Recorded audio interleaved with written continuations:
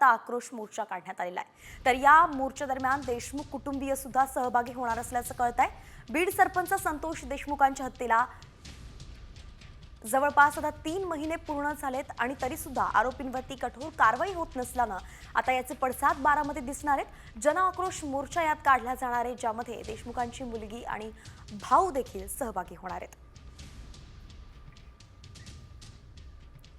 एकंदरीतच बीड सरपंच संतोष देशमुख यांना न्याय मिळावा म्हणून गेल्या 3 महिन्यांमध्ये वेळोवेळी असा जनाक्रोश मोर्चा आपण पाहिला।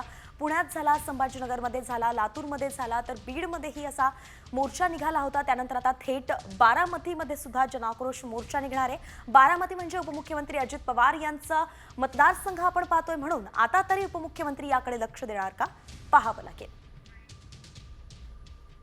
पूर्ण मोडून गेलेलो आहोत आम्ही। फक्त दिसतोय तुम्हाला, चलताना दिसतोय, रस्त्यावर उतरलेले दिसतोय, पण आमच्यावर काय वेळ हे आम्ही घरी गेल्यावरच आम्हाला कळतंय आणि ते तुम्हाला आम्ही सांगू शकत नाही। इतकी भयानक परिस्थिती एकंदरीत आमच्यावर ओढवलेली आहे।